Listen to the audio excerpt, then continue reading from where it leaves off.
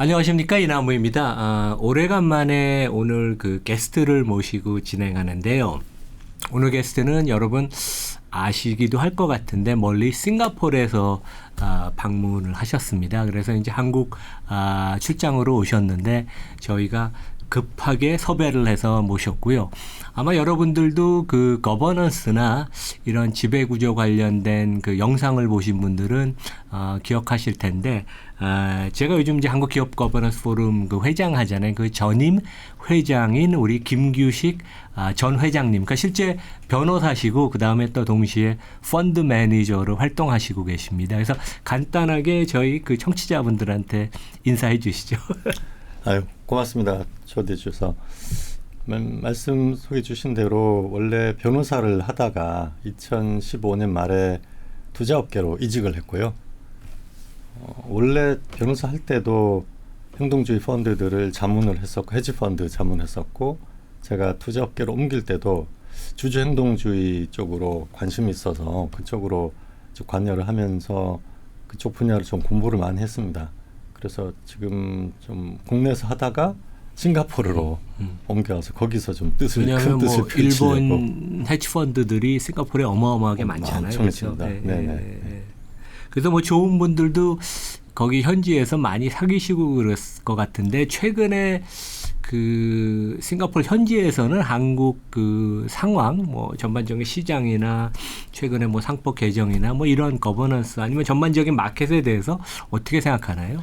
외국 펀드 매니저들이 한국 마켓에 지난 한 2015년, 16년 이후부터 한국 마켓에 관심이 점점 줄어들었고요. 줄어든다. 네, 예. 특히 2022년, 21년 이 어간부터 이제 한국 시장이 같이 솟았다가 대만과 이제 격차가 벌어지면서 TSMC는 우길승천하고 삼성전자가 계속 왜냐면 TSMC 시총이 삼성전자 4배니까. 4배니까요. 그러면서 그게 극명하게 싱가포르에는 외국인 헤지펀드들이 대만과 국내를 바라보는 시각이 그대로 반영이 됩니다. 우리는 싸늘한 거네요. 싸늘합니다. 싸늘하고.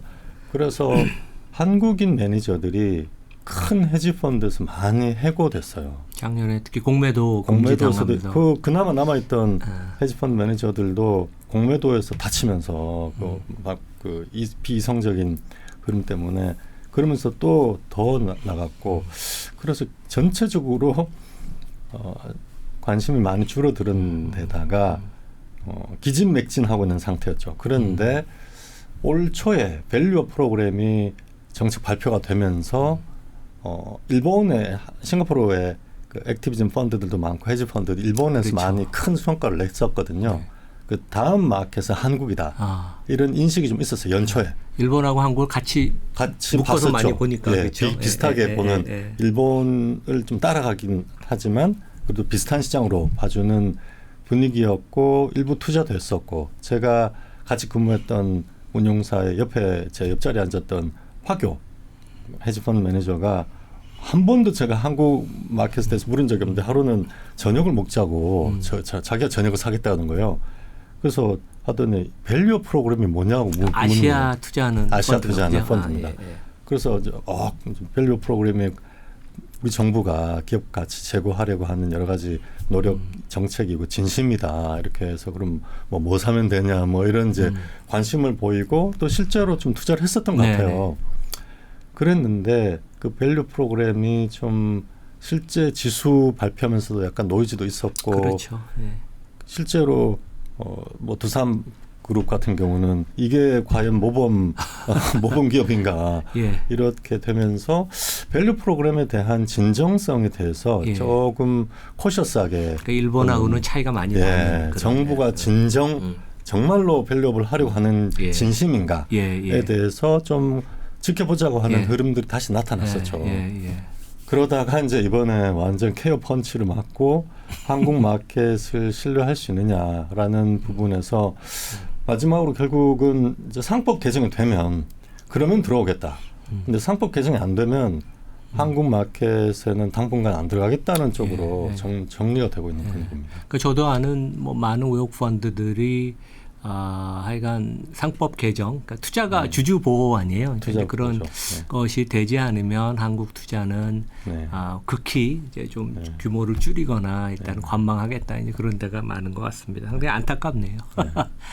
오늘 저 이렇게 자리를 마련한 건 여러분들 여기 보시는 할 말 하는 주주. 그래서 이제 소제목은 주주 권리 탈환 전쟁 그 한복판에서. 그래서 이제 우리 김규식 그 변호사님, 펀드 매니저님이 이제 최근에 따끈따끈한 책인데 전 너무 재미있게 읽었어요. 그래서 왜냐면 야, 한국 책이 이렇게 팩트를 정확하게 체크를 한 책이 없는데 너무 재미있게 읽었고 이 책 저술한 그 배경하고 뭐 여기서 핵심 메시지는 이제 던지시는 게 어떤 건가요?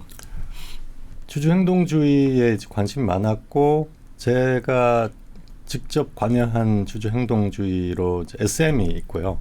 그 사실은 SM의 얼라인 파트너스가 또 큰 성과를 냈었고 이사회 의장도 하셨죠. 저도 이사회 그렇죠? 의장도 했고 지금도 사회이사고 그래서 예, 예. SM을 첫 번째로 고민했었는데 제가 아직까지 사회이사다 보니까 내부자이기 때문에 그렇죠. 이걸 지금 책으로 쓰기는 좀 어려울 것 같다는 생각을 했고요. 두 번째로 생각을 한 게 KTNG인데 시총이 좀 작은 회사들에 대한 액티비즘도 있었지만 제가 그 서문에도 썼지만 시총이 10조가 넘는데 0.4%의 지분율로 과연 그것도 소유 분산한 기업인데 과연 이 기업에 대해서 주주 행동주의를 해서 거버넌스 개선하고 기업 가치를 제고할 수 있을까에 대해서 약간 좀 의문도 있었어요. 0.4%를 어디가 들고 있는 건가요? 플래시라이트라고 플래시라이트 하는 싱가포르에 있는 예. 이상현 대표가 예. 이제 대표로 있는 그 헤지 펀드가 투자를 했고 0.4%를 갖고 있거든요. 그래서 좀 굉장히 관심 있게 흥미진진하게 지켜보고 있었는데 고생 엄청 했습니다. 고생 한 거의 4년 동안 2022년부터 투자를 액티비즘을 했고 네. 그 전부터 샀으니까요. 그래서 한 3, 4년 동안 고생 엄청 했는데 상당히 의미 있는 성과를 내가는 모습이 보이더라고요. 최근에 국내에도 뭐 네. 큰 기사들이 뜨고 네. 사회이사를 결국은 사회이사를 진출시켰고요. 네. 그래서 이 궁금해서 싱가포르에 있는 이상현 대표를 원래 좀 알고 있었지만 좀 긴밀하게 뭐 어떻게 됐냐, 뭐 어떻게 관심을 가졌고 어떻게 접근을 했고 그 사이에 어떤 일이 있었고 이제 이런 것들을 쭉 이제 얘기를 좀 들었죠. 그래서 듣다 보니까 제 생각보다 더 고생을 했고 또 그 뭐랄까 이 거버넌스의 문제, 한국 코리아 디스카운트를 일으킨 거버넌스 문제, 종합 선물 세트 같은 회사더라고요. 그 모든 걸 다 모든 문제들이 다 녹아 있어요. 네. 그래서 이걸 좀 모범 사례 비슷하게 책으로 한번 쓰면 좋겠다. 그런 생각. 제가 이거 보면서 그 학교 재무 과정이나 M&A 뭐 이제 거버넌스 과정에 그 교재로 그러니까 그 네. 보조 교재, 그러니까 주교재는 뭐 원래 시어리 이론이 있고 그러면 되게 재밌겠더라고요. 이제 네, 팩트들이 또 정확하게 네. 되니까. 바로 그 부분이죠. 실제로 교과서에 재무 이론 또 주주 행동주의 이런 교과서에 있는 이론들이 실제로 현장에서 어떤 식으로 일어나는지 그게 굉장히 흥미진진했고 저에게도 굉장히 신선하게 다가왔습니다. 네.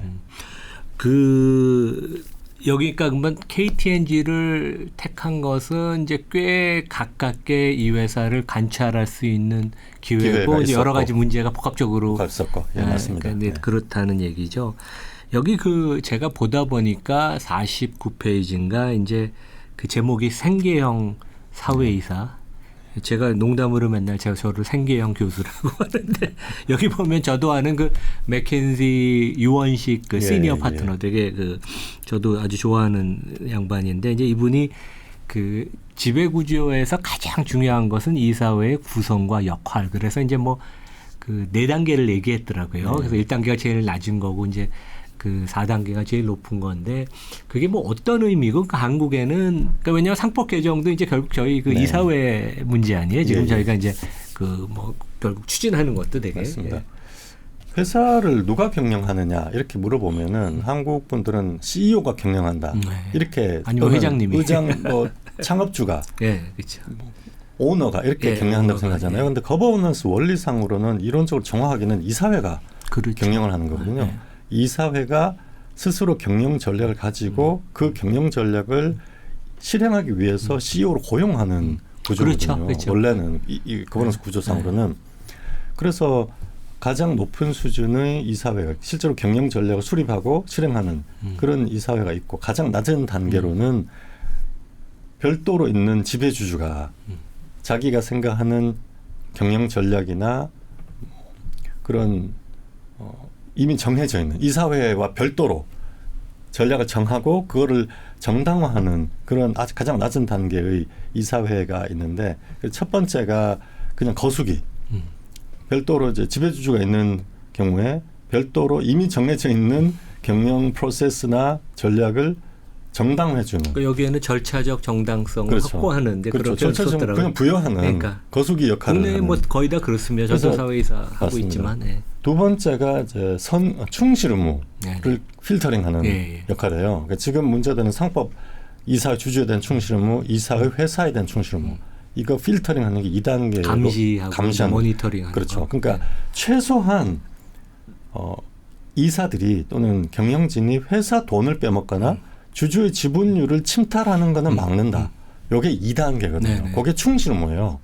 3단계가 선관 의무. 네네. 선관 의무는 회사가 투자하는 코스트, 회사의 모든 경영에는 코스트가 들어가는데 그 코스트와 리턴을 비교해서 회사가 제시하는 리턴을 비교해서 이 리스크가 적정하냐, 이 회사가 감당할 수 없는 리스크나. 그러니까 이번에 밸류업에도 자기 자본 비용을 맞습니다. 인식하고 이제 그거를 맞습니다. ROE랑 비교하라는 게 이제 그런 맞습니다. 거죠. 그러니까 예. 그래서 리스크를 이 회사가 감당할 수 있는 리스크냐, 지금 이 단계에서 이 정도 리스크를 감수하는 게 맞느냐, 요거 검토하는 게 이제 3단계 그게 선관 의무라고 하거든요. 법적으로는.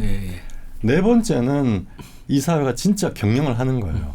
그러니까 리턴 쪽 성장 전략, 성장 전략 자체를 수립하고, 그럼 여기는 아주 고도의 전문성이 요구가 되는 이제 그 수준이 될 텐데, 우리나라는 아시다시피 거의 99%의 이사회는 1단계입니다. 그냥 이미 정해져 있는 그 경영 전략이나 회사의 프로세스를 거수기로 정당화해주는 2단계. 왜냐하면 그 이사회 의사록을 보면은 아무런 토론의 흔적이 없어요. 일단. 그리고 없죠. 없어요. 그리고 다 찬성해. 기권한 사람도 없고 반대는 거의 없고. 이거는 좀 사실 이상한 거거든요. 뭐 대여사만 있으면은 분명히 토론이 있었을 텐데 토론의 흔적도 없고 다 찬성이고 1년 내내 했는데 한 사람도 반대한 적이 없고 기권한 적도 없다. 이건 좀 그런 부분은 저희가 봤을 때는, 그래서 저희가 상법 개정을 해서 충실 의무를 도입을 하면 이사회 주주에 대한 충실 의무를 도입하면 2단계로 올라가자는 거예요. 예, 그렇죠. 2단계로만 올라가더라도 이사회가 2단계의 역할만이라도 충실하게 이행을 하면은, 저는 지금 PBR 한 배도 제대로 평가를 못 받는데 PBR 거의 2배까지 올라간다. 충실 의무만 담보되더라도 이렇게 생각하고 있습니다. 그러니까 우리 그러면 상장사 중에서 금융지주사 정도가 지금 한 2단계에 그렇죠. 가 있는 건가요? 맞습니다. 네, 맞습니다. 2단계 아니면 뭐 3단계. 2단계에서 3단계 사이. 그러니까, 그렇게 볼 수 있습니다. 예. 그리고 현대차 같은 데가 조금 그 이사회가 괜찮은 것 같아요. 그렇죠. 대기업층에는. 네. 현대차 정도 되면은 2단계는 넘어섰고. 거기가 이제 선수들이 그렇죠. 괜찮습니다. 사회이사들이. 예. 저도 아는 사람들이 그렇죠. 있는데. 3단계 그렇죠. 한 3단계에서 리스크, 어느 정도 리스크를 부담할 수 있는지 이 부분에서 이제 분명히 토론이 되는 정도의 그런 이사회죠. 여기 책에 보면 가장 그 재미있는 무슨 에피소드나 꼭 읽으면 너무 재미있을 뭐 그런 스토리가 있나요? 저는 이제 앞에 보면 되게 재미있고 이런 내용도 있었네. 그런, 저는 이제 거버넌스 관심 많으니까 그렇지만 일반 독자들이 뭐 좀 이렇게 이거 되게 이런 일이 있네. 뭐 뭐가 있을까요? 저도 사실은 이상현 대표를 인터뷰하고 저도 그 KTNG의 임원들하고도 인터뷰를 좀 했거든요. 그러셨어요? 그거를 이제 다 그대로 적어 넣기는 조금 이제 부담스러워서 안 했는데, 이상현 대표의 인터뷰를 하면 제가 들으면서 너무 정말 흥미진진한 에피소드가 너무 많아요. 살아있는 파닥파닥 뛰는 넷플릭스 뭐 저 소재 같은 예, 넷플릭스 다큐멘터리로도 한번 나와볼 만한 재밌는 스토리가 많은데 한번 예를 들자면은 그러니까 결국은 주주총회에서 이 KTNG 여러 가지 문제 중에서 중동 쪽에 나가는 매출은 중동 쪽에 엄청 나가고 있는데 여기가 적자 플래시라이트는 이게 엄청 1조 이상의 적자가 나고 있다. 이렇게 보고 있고 예. 나중에 KTNG는 흑자 나고 있다. 네네. 이렇게 주장하는 첨예하게 맞서고 있는 쟁점이 있었어요.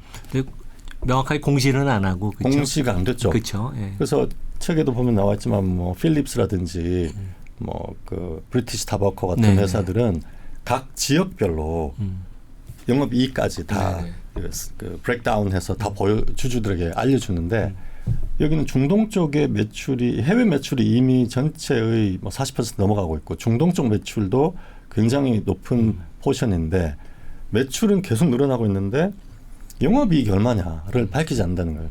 이게 굉장히 중요한 이슈였고 플래시라이트가 계속 그 부분을 집요하게 이제 추적을 했는데 결국 소송을 해서 해외 쪽 특히 중동 쪽 영업 내역을 원장을 깔아 이렇게. 근데 뭐 그렇게 뭐 극비의 보안을 유지할 것도 아닌데. 아니거든요. 삼성전자도 사업 부분별로 영업이익 다 발표하잖아요. 그렇군요. 그건 당연한 건데 아직도 발표를 안 하고 있어요. 아직도 안 하고 있고 이제 새로운 CEO 방경만 대표가 부임을 했는데 이제 영업이익을 각 지역별로 브레이크다운을 해야 된다고 보는데 이제 그거를 할 때 가처분을 해서 가처분에 승리를 하고 그래서 해외 매출과 관련된 원장을 다 결국 공개를 했습니다. 공개를 했는데 해외에 판매되는 담배의 원재료와 판관비를 따로 분류를 안 한 거예요.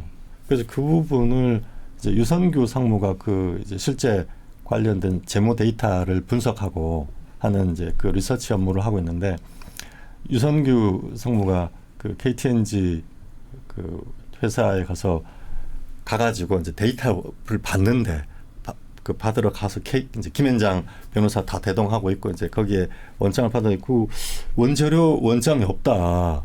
그 현장에서 그러니까 아니 원재료는 원래 브레이크다운 되는 그 데이터가 없다 내부에. 그래서 왜 없냐? 안 만들었다.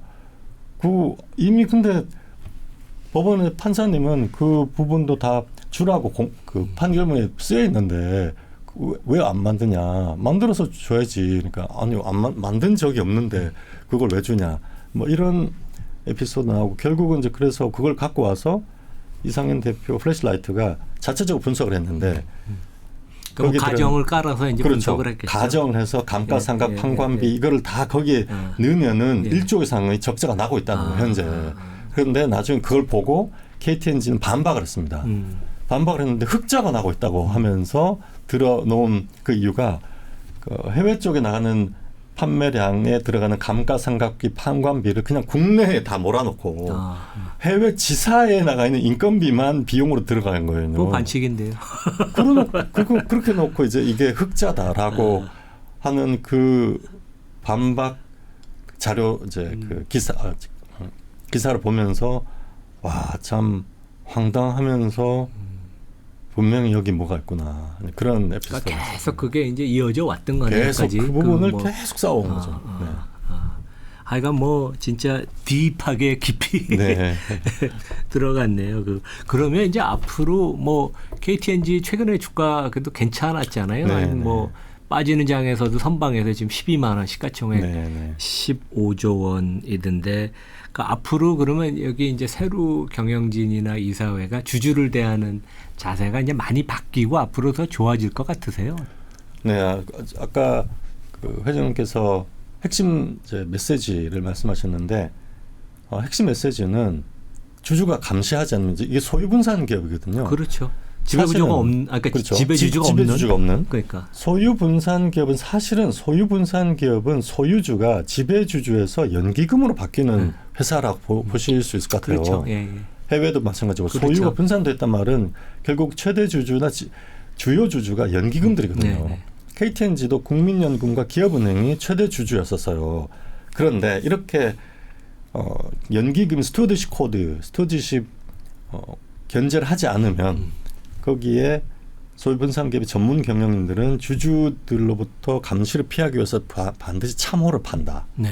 라는 것이 핵심 메시지입니다. 그래서 KTNG도 자사주를 복지재단이나 장학재단에 기부를 해가지고 뭐한 10% 넘죠. 그게. 12% 정도 됩니다. 그 전체 상장주식. 예, 복지기금하고 뭐 그 우리 사주조합까지 다 합치면은 의결권 기준으로 한 13% 되거든요. 예.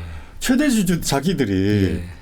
그렇게 참모를 받고 그 부분도 이제 집요하게 추궁을 했고 그래서 결국은 사회이사를 기업은행이 스튜어드십 코드를 좀 생각을 하셨는지 기업은행이 이래서는 안 되겠다고 하고 기본에서 개선을 요구했고 주주 행동을 하셨고요. 그래서 플래시라이트와 기업은행이 연합을 해서 손동환 이사를 사회이사로 이제 진출시켰습니다. 그러면서 엄청나게 바뀌었어요. KTNG가 많이 바뀌었습니다. 그래서 이번에 11월 초에 밸류업 공시를 했거든요. 거기에 보면은 주주와의 소통을 거의 2배, 3배로 늘렸고요. 네네. C레벨의 IR도 이전보다 한 2배 이상 늘렸고 저도 그 이상학 부사장님하고 IR 팀장님하고 이제 컨콜을 했었는데 저는 뭐 사실 뭐 큰 주주도 아니고 무시할 수도 있는데 저와의 컨콜도 다 받아주시고 친절하게 설명도 해주시고 하시더라고요. 그래서 많이 바뀌었고 주주 환원율도 거의 100%까지 올라갔습니다. 앞으로 한 3, 4년 정도 거의 100%의 주주 환원율 그리고 자사주 매입도 저평가할 때는 한 20, 30%씩 자사주 매입도 하고 소각도 하겠다고 다 이제 되어 있고요. 그래서 주가가 많이 올랐고 앞으로도 더 오를 것 같은데 이제 남은 문제는 아까 회장님께서 말씀을 드렸지만 4단계 결국은 이사회의 성장 전략을 이사회가 제시할 수 있어야 되는데 그 부분에서 이제 플래시라이트는 담배 인삼공사는 건기식이고 담배는 건강을 좀 해치는 거고 이게 인삼공사가 담배 밑에 자회사로 있으면은 담배 회사의 CEO들이나 임원들이 인삼공사의 CEO로 이제 부임이 되거든요. 그 퇴임을 하시면 다 그런 식으로 이제 해왔단 말이에요. 그러면 인삼공사의 실제적인 경쟁력이나 잠재력이 발휘가 되지 않으니까 인적 분할을 해라. 따로 만들어라. 투자가 되기 전에부터 네, 계속 지적을 했죠. 칼 아이칸 때부터 지적을 했었습니다.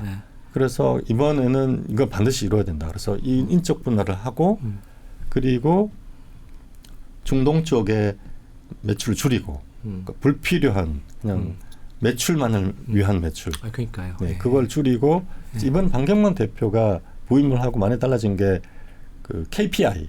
KPI가 이전에는 매출 기준이었어요. 판매량, 볼륨 기준이었는데 그건 잘못됐네요. 완전 잘못됐죠. ROE 기준으로 바꿔서 ROE를 지금 10% 정도 되는데 15%까지 올리겠다라고 했거든요. 가능하겠네요, 되게. 그러니까 저희는 뭐 충분히 비효율성 가능하다고. 줄이고 자기 자본 좀 줄이고 그러면. 예, 맞습니다. 그래서 앞으로도 지금 많이 올랐고 지금도 많이 변했지만 더 성장할 수 있는 여지가 아직도 많이 남아있다. 이렇게 플래시라이트는 생각하고 있더라고요. 그 외국 지분율이 제가 좀 전에 보니까 44%에서 항상 외국 사람들이 KTNG를 되게 좋아했어요. 왜냐하면 약간 방어적이고 그렇죠. 뭐 배당 수익률이 주가가 올라온 데는 한 4.5% 되더라고요. 네, 되게. 그러니까 한국 시장에서 뭐 주가 한 5% 오르고 배당 5% 받으면 10% 되는 그렇죠. 데가 거의 없잖아요. 없죠. 없습니다. 네, 그러니까 굉장히 단단한 사회고요. 그러니까 뭐 앞으로 기대를 해봐야겠네요. 예. 그 KTNG 경영진 분들도 이 영상을 좀 보시면 좋겠습니다. 네, 책도 네. 읽으시고. 네. 그 얘기를 좀 돌려서 이 상법 개정이 이제 잘 될 것 같으세요? 어떻게 우리 김 회장님이 전에부터도 계속 노력을 많이 기울이고 저도 이제 요즘 열심히 하지만 어떻게 될 것 같은가요? 예. 우리 이남우 회장님께서 회장님으로 취임하시고 너무 잘해 주셔가지고 저는 그래서 될 것 같습니다. 그리고 상법 개정에 이사의 주주대 충실 의무, 충실 의무라는 게 뭐냐면은 빼먹지 말라는 거거든요. 그렇죠. 이사 회사에 대한 충실 의무는 회사 돈 빼먹지 말라는 거고요. 이사의 주주에 대한 충실 의무는 주주는 지분을 갖고 있으니까 이사가 주주의 지분율을 뺏지 말라는 거거든요. 그래서 이제 그걸 어려움을 이해 충돌이 있는 거래다 이런 식으로 이해 충돌이 있는 거래를 통해서 회사의 돈을 빼먹거나 주주의 지분율을 빼먹는 짓을 하지 말라는 게 충실 의무예요. 이제 그런 자본 거래가 그동안은 너무 많았으니까. 많았죠. 진짜 정말 다른 이 OECD 국가에서는 상상도 할 수 없는 범죄 수준의 그런 자본 거래들이 너무나 만연해 있었기 때문에 이제 그런 거 하지 말라는 거고, 이게 사실은 OECD 국가 중에서 한국에만 이걸 허용하고 있거든요. 우리나라 법원이. 이게 한국이 한강 기적을 일으킨 전 세대, 그러니까 1965년부터 한 97년까지 IMF 그때까지 있었던 그 우길승천한 한강의 기적을 일으켰던 우리의 그 1세대 기업가들에 대한 그 존중, 그리고 그분들의 카리스마와 리더십과 이니셔티브에 대한 그런 인정, 이것을 지금도 유지를 하는 것이 맞다. 그렇죠. 거기서부터 이제 그것이 시작이 되고 있는데, 사실은 글로벌리 보면은 이런 식의 아무리 그분들의 리더십이나 이니셔티브를 인정한다 하더라도, 그 가문의 리더십을 인정하더라도 이런 식의 주주 침탈 행위까지 허용하는 건 아니거든요. 2세, 3세, 4세로 내려온다면 사실은 그냥 창업 정신을 보존하는 것이 중요한 그분들의 미션이 되고, 진짜 경영을 하고 싶다면은 주주로부터 경영 능력을 검증 받으셔야 되는 그렇죠. 건데 경영 능력 검증 절차는 빼고 그냥 경영을 세습하듯이 그렇게 손흥민이 볼을 잘 찬다고 그렇죠. 손흥민 아들이나 손자가 잘 찬다는 보장은 없으니까. 그거는 있을 수 넌센스거든요. 그러니까 롯데 같은 데가 그 어려운데 지금 자기 자식은 계속 승진시켜 갖고 검증된 것도 아직 맞습니다. 없는데. 그래서 그런 뭐랄까 이제 주주에 대한 충실무를 사실상 방기하고 주주의 지분율을 침탈하는 거래들이 만연해 왔는데, 이걸 국민들이 이제 다 알고 있습니다. 금년에 뭐 두산 밥켓 뭐 고려현 이게 네네. 대표적인 거죠. 그러니까 두산 밥켓 건에 대해서는 소액주주 연대가 또 나서서 이번에 그런가요? 소액주주 연대가 주주총회에 참석하지 마라. 아예 그 두산 로보틱스와 두산 에너빌리티, 두산 에너빌리티 소액주주 연대가 아예 주총에 참석하지 마라 라는 식으로 막 주주 운동도 하고, 한국의 소액주주 연대가 1% 이상의 지분율을 가진 소액주주 연대가 100개도 넘습니다. 이런 나라가 없거든요. 저 얼마 전에 어디 그 국회에서 세미나 한다고 갔었는데 액트라는데 아주 똑똑하더라고요. 젊은. 굉장히 똑똑합니다. 그래서 되게 우리나라도 이런 희망이 있구나. 이런 소액주주 연대가 조직적으로 플랫폼을 만들고 변호사도 선임하고 주주 운동을 하고 있는 나라가 전 세계에 한국밖에 없습니다. 그래서 저도 사실은 주주 운동을 하면서 상당히 힘들어하고 좌절할 때 있었는데 2020년 이후로 그 소액 주주들이 굉장히 열린 또 유튜브라든지 다양한 또 그 우리 한국 기업 거버넌스 포럼의 활동, 회장님의 활동들 속에서 이제는 뭐가 문제인지, 왜 이런 디스카운트가 일어나는지에 대해서 다 알고 있어요. 그리고 최근에 그 서울대에서 논문이 이제 나오고 있는, 법무부에서 용역을 줘서 서울대에서 코리아 디스카운트와 주주 보호 의무, 이사의 주주 보호 의무에 관한 이제 논문들이 계속 나오고 있거든요. 거기 뭐 정준혁 교수님, 청경훈 교수님, 또 송홍률 교수님이 쓴 논문을 보면 세상이 바뀌었습니다. 얼마 전에 저희 토론방에서 공유하셨다. 공유되었고 세미나도 했고 하는데, 스카이에 있는 대부분의 교수님들은 다 이제 이걸 인정하고 있어요. 이사의 주주의 보험, 그걸 이름을 뭐 보험으로 하든 충실무로 하든 어떻게 정의를 하든 간에 이사가 더 이상 주주 지분율이 침탈되는 이런 식의 거래들을 방치해서는 안 된다. 방치하지 말라. 그리고 그에 관련된 원칙 규정을 상법에 도입해야 된다는 것에 대해서 거의 이론이 없습니다. 다행입니다. 그렇게 하니까 정리가 돼가면. 그래서 국민들이 다 알고 있고 학계도 다 인정하고 있고 법원 행정처에서도 동의했거든요. 그러면 정치권에서 이걸 거부할 수가 없다고 보고요. 그렇죠. 이거는 완전 대세고, 마지막 남은 게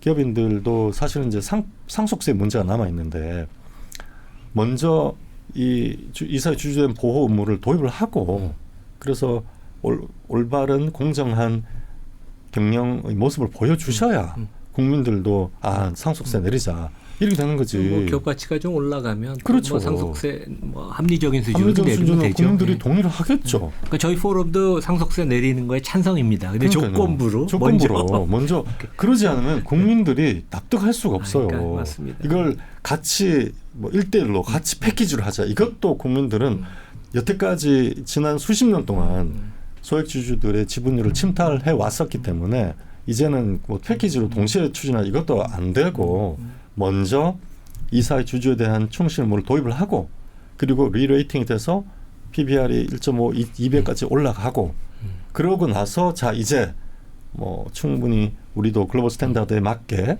이사회 보호 의무가 도입이 됐으니까 상속세도 글로벌 스탠다드에 맞게 거의 당연하죠. 조정하자 이런 이제 얘기가 나올 수 있다고 생각하거든요. 그래서 기업인들도 인식을 전환하셔서 이런 대세에 동참하시고 상생할 수 있는 그런 대한민국이 사는 길이죠, 진짜. 예, 맞습니다. 아니면 네. 참 어려울 것 같아요. 앞으로 되게 걱정입니다. 오늘 저 김규식 전 회장님, 변호사님, 펀드 매니저 이름이 깁니다. 책 하여간 너무 감사하게 저는 잘 읽었고요. 하여간 저 많은 우리 구독자, 청취자분들 아니면 이제 투자에 관심 있는 분들 책 한번 사서 보시면 이 거버넌스랑 실제 기업 케이스를 볼 수 있어서 너무 유익하다고 생각합니다. 오늘 여기서 마치겠습니다. 네, 감사합니다. 고맙습니다.